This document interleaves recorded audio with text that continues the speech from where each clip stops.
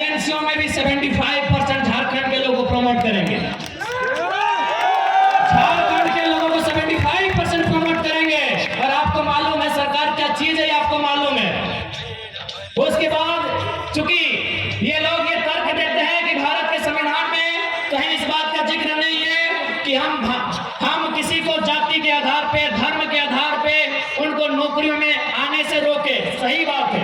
भारतीय संविधान आर्टिकल 15 और 16 को पढ़िएगा, उस आर्टिकल में कहीं इस बात का जिक्र नहीं है। वहां क्या लिखा है कि हम किसी को धर्म, जाति, लिंग, मूल स्थान, जन्म स्थान इत्यादि के आधार पर भेदभाव नहीं कर सकते हैं। लेकिन ध्यान रखिएगा, वहां भाषा का जिक्र कहीं नहीं, हम भाषा के आधार पर रुकेंगे।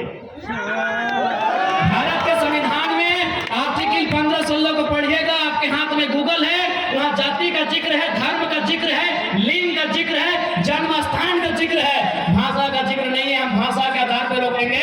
गिरिडीह में परीक्षा गिरिडीह की भाषा के आधार पर लेंगे। अब सवाल है कि कैसे भाषा के आधार पर परीक्षा लेने से कैसे रुकेंगे? भाषा के आधार पर यदि हम परीक्षा लेंगे तो कैसे रुकेंगे? उदाहरण के लिए मान के चलिए हमने हिंदी में कोई पेपर लिखा और उस पेपर में सवाल आया एक मुहावरा, आंख का तारा, इसका मतलब क्या होता है? आग बबूला होना, इसका मतलब क्या होता है? कमर कसना, इसका मतलब क्या होता है? तो आपके साथ साथ आधा भारत के लोग इसका उत्तर जानते हैं कि आंख का तारा मतलब होता है बहुत प्यारा, कमर कसना का मतलब होता है तैयार होना, आग बबूला का मतलब होता है गुस्सा है। लेकिन इसी सवाल को अगर हम अपनी भाषा में, झारखंड की क्षेत्रीय भाषा में पूछेंगे कि पकड़ करे हाथ, करे करे झांक, की लगेगा कि पकड़ करे हाथ, करे करे झांक, एकर माने की लगे? बुझाओ, के बुझता है कि हाथ से छूटल माछ और बांधे गड़ल कांच, घूर घूर ना पावाय, के बुझता है? यानी अगर गवर्नमेंट के पास दिमाग हो तो वे फॉर्म भी ले लेंगे और वे रुक भी जाएंगे, लेकिन ना इनके पास दिमाग है और ना दिल है, इसीलिए पत्थर दिल होके झारखंड की नौकरियों को बेच रहे हैं। अब आप कहेंगे कि क्या भाषा के आधार पर रोक सकते हैं कि नहीं? तो आप जाइए उड़ीसा की वेबसाइट को चेक कीजिए जिससे नियोजन का नोटिफिकेशन निकलता है। आप पश्चिम बंगाल की वेबसाइट को चेक कीजिए जहां से नियोजन का नोटिफिकेशन निकलता है। आप तमिलनाडु के वेबसाइट को चेक कीजिए, आंध्र प्रदेश के वेबसाइट को चेक कीजिए जहां से नियोजन का नोटिफिकेशन आता है। लेकिन झारखंड क्या है? झारखंड बाबा जी का ढाबा है, जिसको मन है, जिधर से मन है आइए, खाइए और जाइए। इसलिए आज जो लोग सत्ता में बैठे हैं उन्होंने अपनी राजनीतिक दूरदर्शिता का अंत कर लिया है, उन्होंने अपनी राजनीतिक नैतिकता का अंत कर लिया है। और नहीं तो आज बार बार परीक्षा लीक नहीं होता, बार बार छात्र सड़कों पे नहीं आते। आज हमारे नौजवान, ऐसा लग रहा है बिरसा मुंडा के राज्य में, शायद निर्मल महतो के राज्य में हक नहीं, अधिकार नहीं, सरकार से अपना भीख मांग रहे हैं, ऐसा प्रतीत हो रहा है। इसलिए आज तमाम नौजवान, चूंकि नौजवानों को गुस्सा बहुत आता है, लेकिन मुझे दुर्भाग्य है कि आपका गुस्सा अभी क्यों नहीं आ रहा है? आपका गुस्सा सही जगह पे क्यों नहीं आता है? अरे आपका गुस्सा जो ताड़ी गोदाम में आता है, जो माड़ी गोदाम में आता है, जो जुआ खेलते हैं, जो टास की भट्टी में आता है, वह गुस्सा सरकार के सामने क्यों नहीं आता है? ये मेरा आपसे सवाल है। इस बार आएगा कोई ना? क्यों नहीं आता है आपको गुस्सा इन विधायकों से? क्यों नहीं आता है आपको क्रोध इन सांसदों से जो आपके बच्चों के भविष्य को सौदा कर रहे हैं, उनके सपनों का खंजर भोंक रहे हैं? क्यों नहीं आपको गुस्सा आ रहा है? इसलिए आज तमाम गिरिडीह के वासी और मीडिया के माध्यम से पूरे राज्यवासियों, हमसे नफरत, हमारे लिए ईर्ष्या रख सकते हैं, लेकिन सच्चाई स्वीकार कीजिए, 24 सालों के झारखंड में पहली बार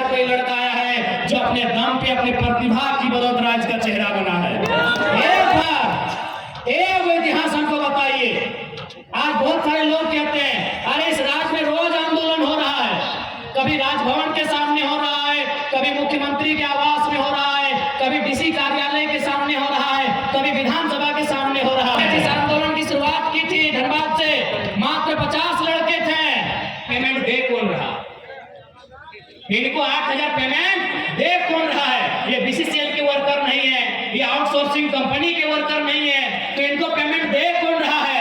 बस वहीं कोई तीसरा आदमी छुप के बैठा है जो विधायक या सांसद है। उनका पेमेंट बचता है 32,000, उनको मिल कितना रहा है? 6,000। बताइए किसका खून नहीं खोले? किसका खून? अगर आप में जरा भी इंसानियत है और आप में जरा भी अन्याय के खिलाफ लड़ने की क्षमता है तो आपका खून खोलेगा ही खोलेगा। पेमेंट कितना बनता है? 32,000। कितना मिल रहा है? 6,000। किसका खून नहीं खुलेगा? अरे वो तो मीडिया चल रहा था, कैमरा था, हमको भी मालूम था कि मीडिया लोग वीडियो ले रहे हैं, नहीं तो बोतल कसम से हम टेबल में पटकने के लिए नहीं उठाए थे।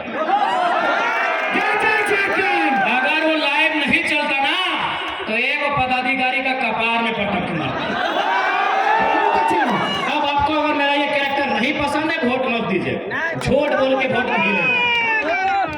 अगर हम लोग सत्ता में आ गए तो बिल्कुल रिएक्शन होगा, जनता के साथ रिएक्शन नहीं होगा। बेईमान और भ्रष्ट पदाधिकारी हैं, उनके साथ रिएक्शन होगा। मैं आपको इसी गिरिडीह लोकसभा की एक घटना सुना रहा हूं। गिरिडीह लोकसभा, गिरिडीह विधानसभा पीरटांड़ की घटना है।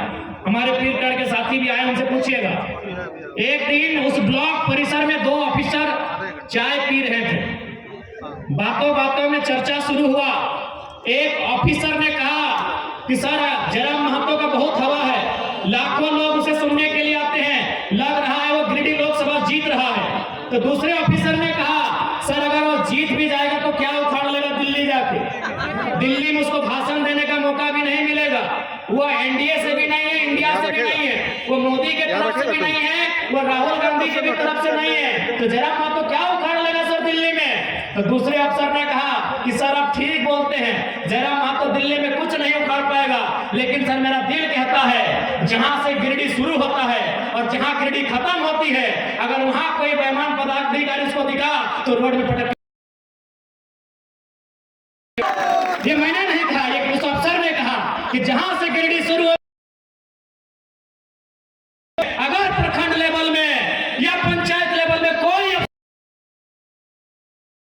जयराम महतो को पटक के मार देगा सर, ये गारंटी है। यही बेरमो विधानसभा की एक घटना है। एक आदमी को अटेंडेंस रोक दिया गया था, तो बोल रहे हैं इनका अटेंडेंस बंद कर दिया गया है, गरीब आदमी है, नौकरी में रख लिया जाए।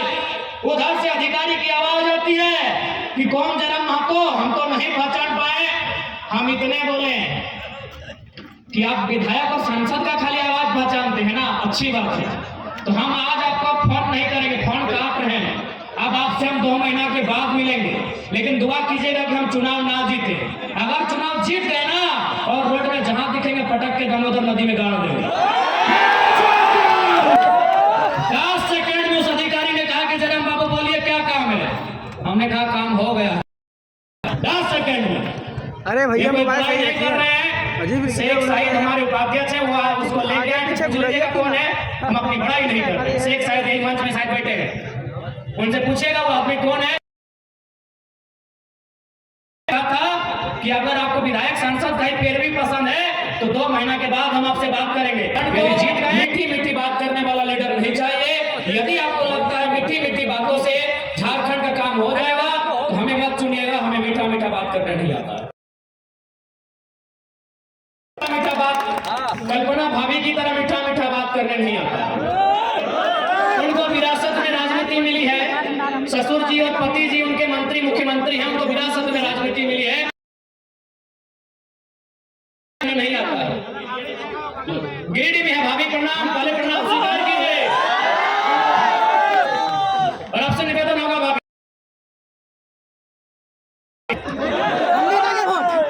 और इतना भी हम लोग बेवकूफ नहीं है, सुनने में आया है केवल आपको गांडे से विधायक बनाने में सरकार ने सिस्टम के साथ साथ 10 करोड़ रुपया फूंक दिया है। क्या बात करते हैं।